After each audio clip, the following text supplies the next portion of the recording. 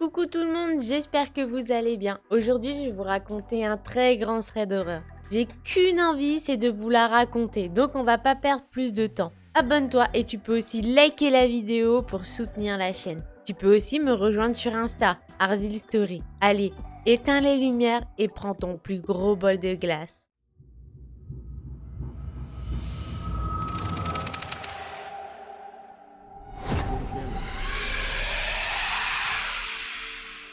L'histoire que je vais vous raconter, c'est celle de Quentin. Il a 35 ans et cette histoire s'est passée il y a pas longtemps. Tout commence un jour banal. Quentin habite dans une maison typique des États-Unis. Il habite dedans depuis 5 ans et n'a jamais eu de problème. D'ailleurs, il a toujours eu de bons rapports avec ses voisins. Et son quartier est plutôt tranquille. Et sa maison se situe en plein milieu d'une petite ville des États-Unis. Le matin, Quentin se lève et se prépare dans sa salle de bain. Après cela, il part au travail. Il prend sa voiture et il peut remarquer qu'il fait très moche et que dans la journée, il va sûrement pleuvoir. Bref, il va à son travail et tout se passe bien. Pendant le milieu de l'après-midi, Quentin il regarde dehors et il voit un déluge qui est en train de tomber. Là, Quentin il espère qu'une chose, c'est que dans 2 heures que tout ça s'arrête car il doit aller faire des courses. Quentin il finit son travail.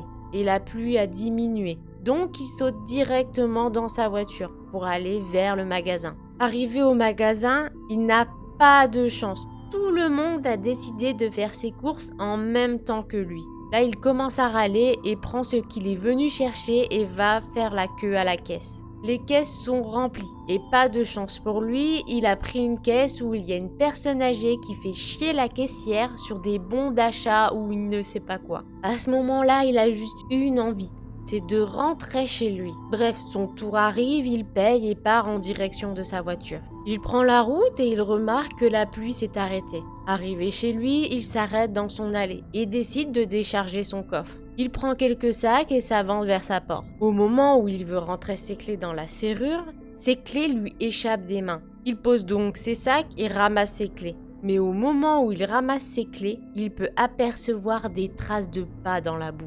Sur le moment, il se dit juste que c'est ses voisins qui sont venus chercher son chat dans son jardin. Car quelquefois, le chat des voisins se promène dans le jardin et il leur a donné l'autorisation d'aller le chercher si besoin. Bref, il laisse couler et ouvre sa porte et décharge sa voiture. Toute la soirée, Quentin regarde la télé et joue à des jeux vidéo sur son PC. Mais à un moment, Quentin il regarde l'heure et il se dit qu'il a vraiment trop joué et qu'il va devoir arrêter car demain il se lève très tôt. Il décide d'aller se coucher mais il doit lui rester même pas 4 heures de sommeil. Quentin, il dort très mal et il a l'impression d'entendre des bruits de pas autour de sa maison. Mais il se dit qu'il doit rêver, car vous savez, il est comme dans un demi-sommeil. Vous êtes réveillé mais pas complètement, car vous rêvez encore. C'est ce qui se passe avec Quentin.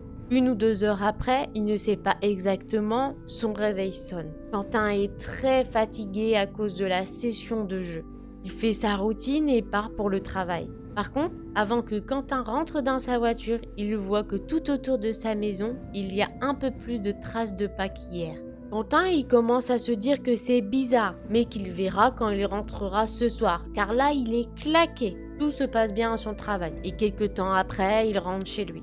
Arrivé chez lui, il décide de se poser devant un truc à la télé, car il est trop fatigué pour jouer. Après quelques temps, il fait son repas, et décide d'aller se coucher ensuite. Puis à un moment dans la nuit, il se réveille en sursaut. Quelqu'un est en train de hurler au loin. Là, il essaye de savoir d'où ça peut provenir et il tend l'oreille. Mais il n'arrive pas à définir d'où ça peut venir.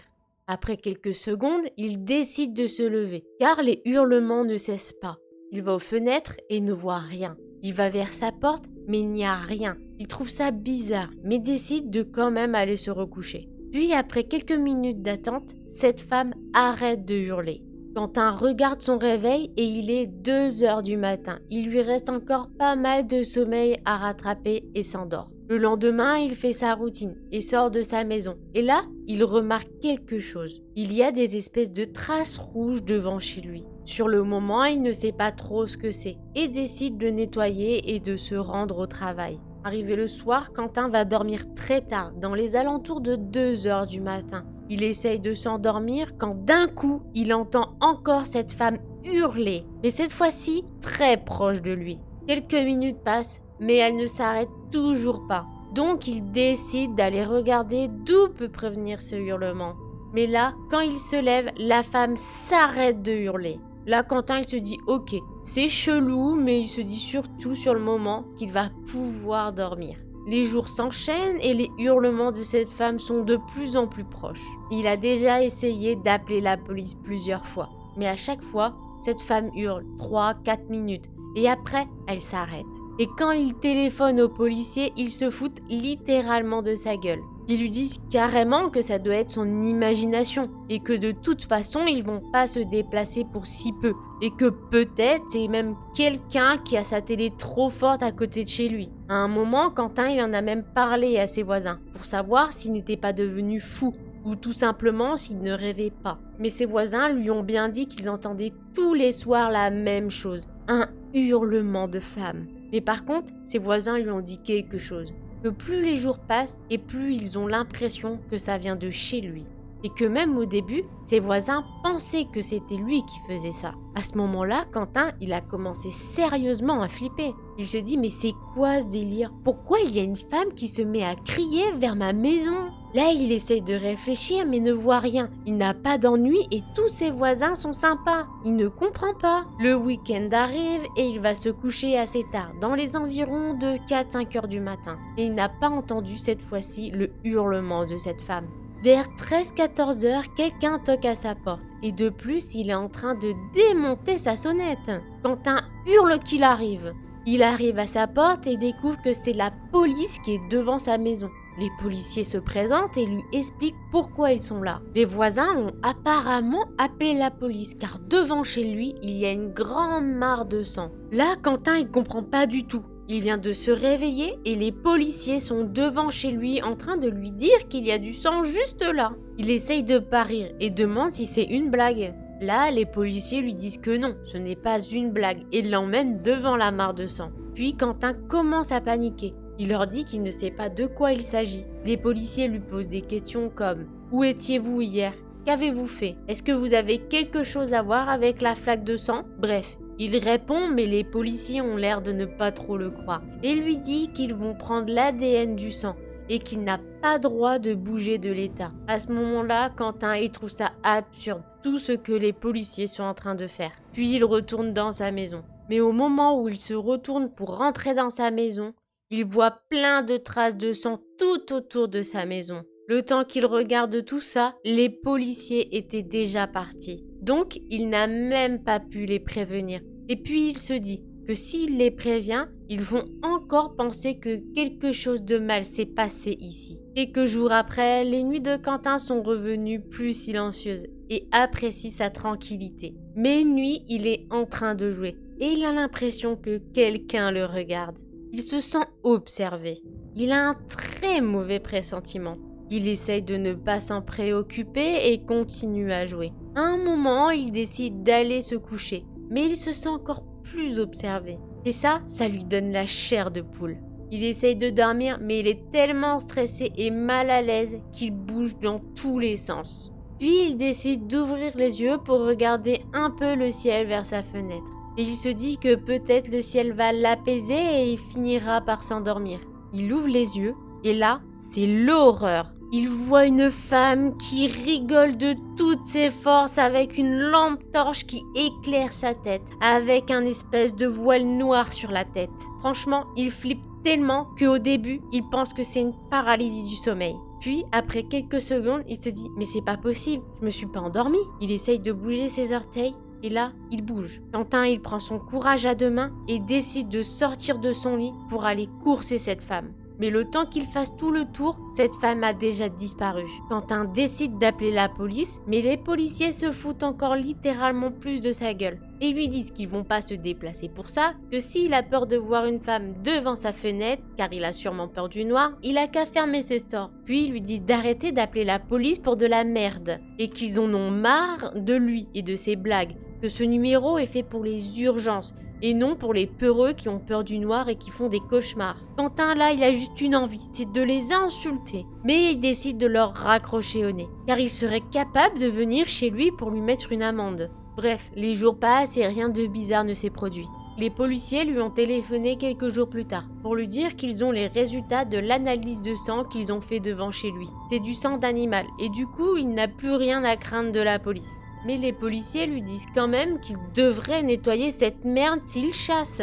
Quentin essaie de leur expliquer qu'il ne pratique pas du tout la chasse, mais les policiers font la sourde oreille. Et il a l'impression qu'ils s'en battent, enfin désolé pour le mot, mais qu'ils s'en battent complètement les couilles. Bref, le soir arrive et Quentin se sent observé.